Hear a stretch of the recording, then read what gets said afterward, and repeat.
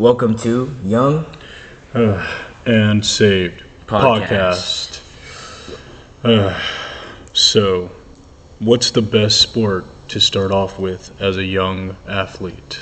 I think the best sport to start off with is not saying it because not trying to be biased, but I think it is soccer. Because I started off with soccer and I feel like it's just the best sport to start off with because you get the fundamentals of sports. Footwork, speed.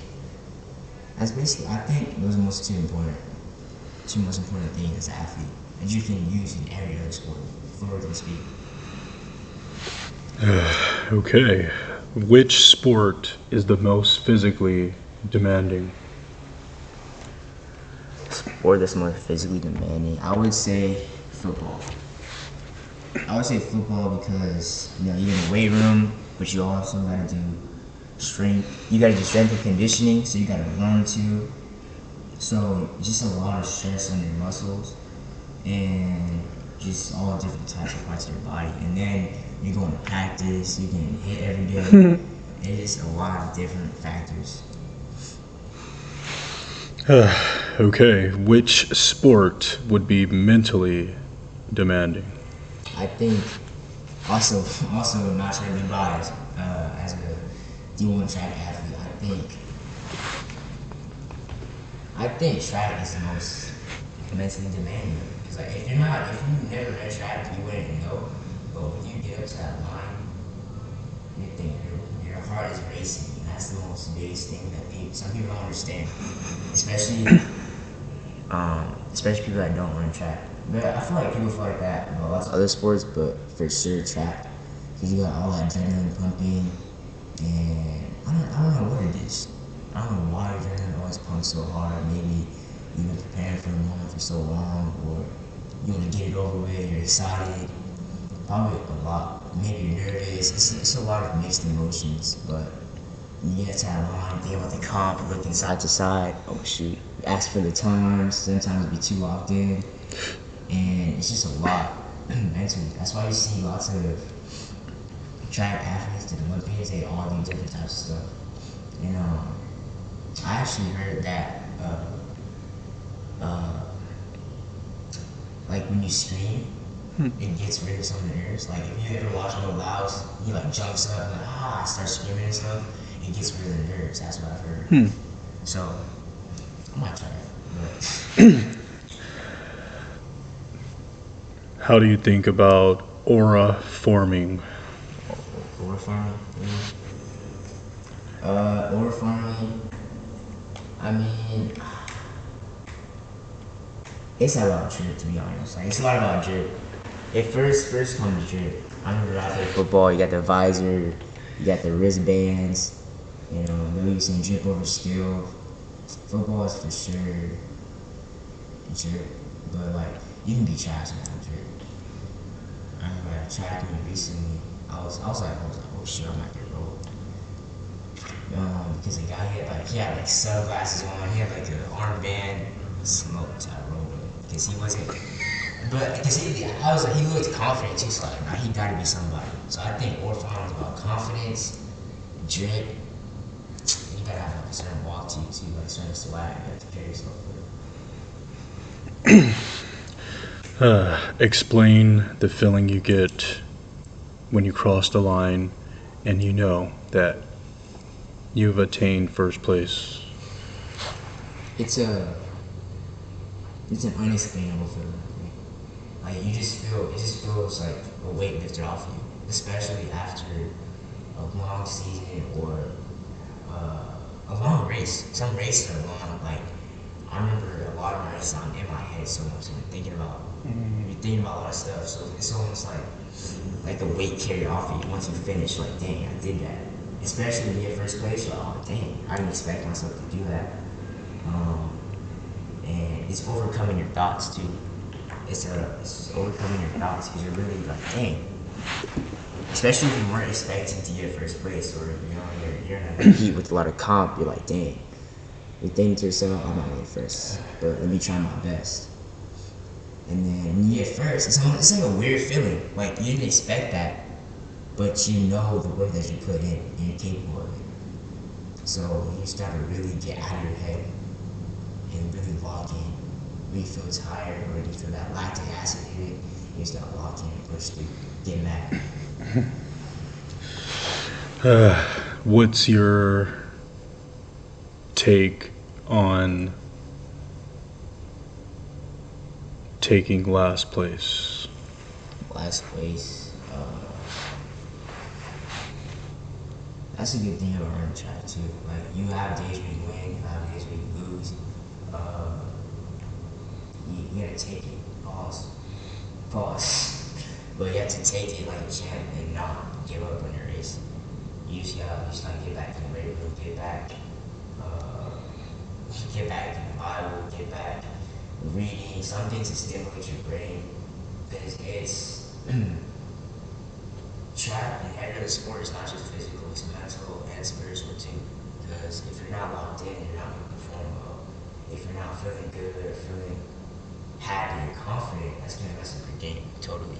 So I for sure think that taking last place can mess with people's self-esteem a little bit, but it's all about coming back and finishing the race. What's something that attracts the Huz to your aura? To my aura, I mean, get in first place though. For sure, get in first place. You have to have a certain walk like you walk up. You gotta have a walk. Walk is most important.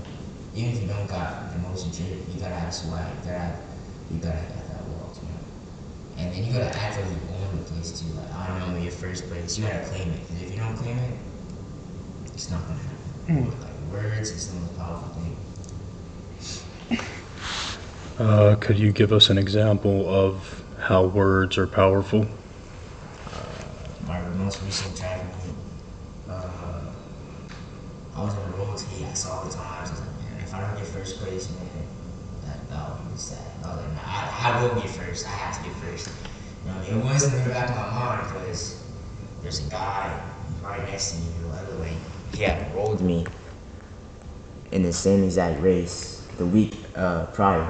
So I'm like, dang, I might get second, but let me not think about that. Let me try my best. So I had to claim it. I was like, no, I'm gonna get first. I just kept telling myself to get first. I envisioned me finishing first. You have to envision yourself finishing first. And then it just happened. PR in about 2 seconds. It's crazy. And I would never expect it to do that well. And it's all about just claiming it. You gotta claim it. What are you excited about?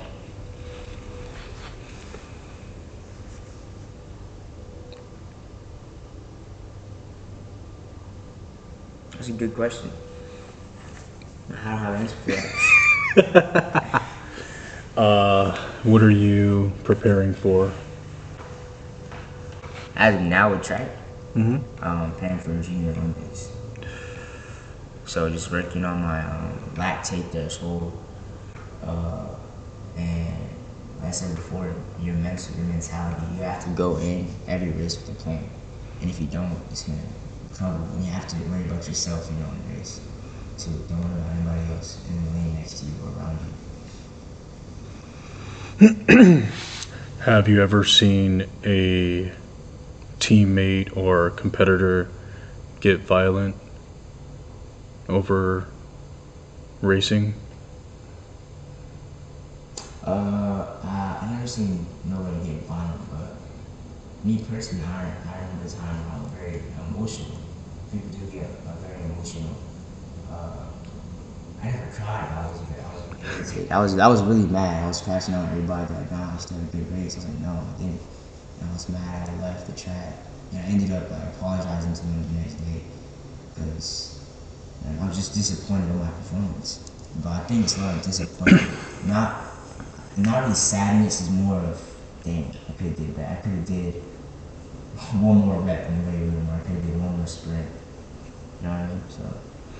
How do you not crash out on yourself? Myself.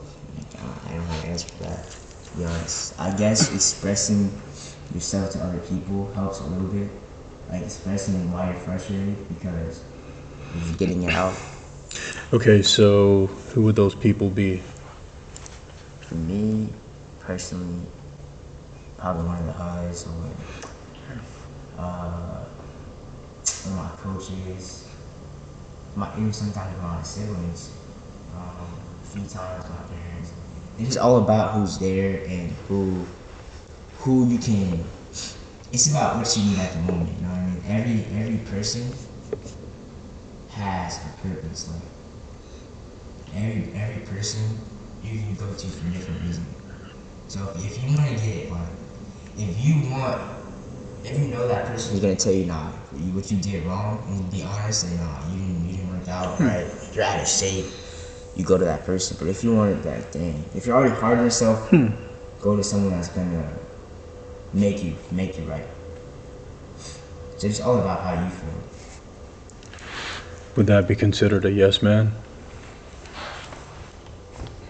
In some occasions, yes. I love having yes man by my side. How do you benefit from that? Glazing. I love getting glazed. I love being glazed. Who doesn't? True. It just feels good. Cause they're just a hype man. I feel like there's nothing wrong with that too. Hyping someone up. Who's your biggest glazer? Biggest glazer? Myself. Myself or probably my friends. Or my teammates. Who do you glaze?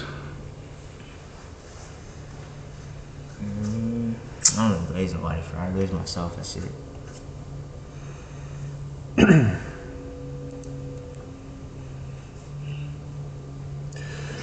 Is there anything that you like to share that I have not asked?